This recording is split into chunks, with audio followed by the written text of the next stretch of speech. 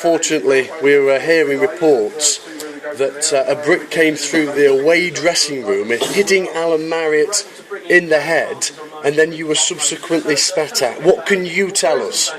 I just think that's what happened. Maz was facing the opposite direction, the brick came through, so I hit Maz. We looked who it was, and a load of spit come through the dressing room. So we went round to see who it was. And then what?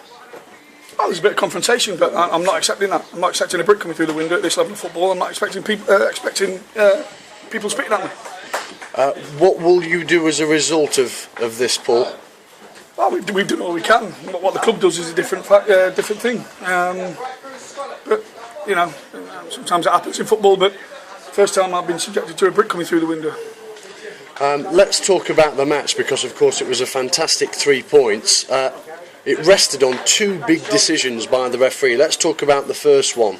Was he right to overrule the assistant and give the goal to Louis Briscoe? Well, I'm a bit unsure about that. I have to admit that I thought all three officials were very, very poor tonight, for both sides, not just ours. Whether it was a goal, I don't know. I mean, it didn't seem to touch anyone on the way in. The linesman put his flag up, to make sure it wasn't given. But the referee made the big decision. But I mean, for the penalty, even their bench said that the lad kicked the back of Junior's calf. So, but there was some weird decisions. The lad left his foot in on Marriott after about 15 minutes. Sort of stood marks all up his legs. He asked him to be consistent. Subsequently, we get booked 4 players for not doing anything like that. So, disappointing in the refereeing tonight. He did seem a bit card happy, didn't he? Yeah, he did. But like I say, that's his job. I'm just disappointed in him. That's just my personal opinion. But overall, the run continues, and this is a very difficult place to get 3 points. What are your emotions aside of what's just happened? Let's talk about your emotions firstly coming off the pitch. You must have been delighted. We knew it was going to be a battle. We knew that Woking are the form side, beat some very big sides here. So in terms of performance, I think we can improve. There's 1 or 2 people betting themselves in. X came back for his first game. Chappie came in. I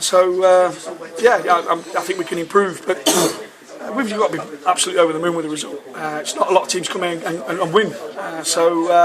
Over the moon with the result. What was your analysis on Adam Chapman's debut, Paul? Well, it's really tough, isn't it, when on your debut? Especially in a game like this. We threw him into the deep end. He's only trained with his teammates once. I thought he did well. But I know Chappie, there's more to come from Chappie. And like I say, for his first game, away from home, tough place to go. I'm pleased with his performance. And what about the winner from Luke Jones? That looked like one straight from the training ground. Jennings' corner into the intended target man, 2-1. Yeah, it was a great header. I thought we looked a threat off set pieces all night. But before the goal, I thought we'd given ourselves a mountain to climb. So I thought we created having a chance in the first 15-20 minutes, and did put them to bed because it was always going to be the second goal that killed it. But subsequently they went down the other end and we gave away a cheap penalty. But we've won a game at a tough place to come. So that's all I'm pleased about tonight. Obviously, you're very pleased with the result, but it looks like from your body language that your mind's in 2 places. You're still clearly seething about what's just happened in the changing room, aren't you? I'm protecting my players.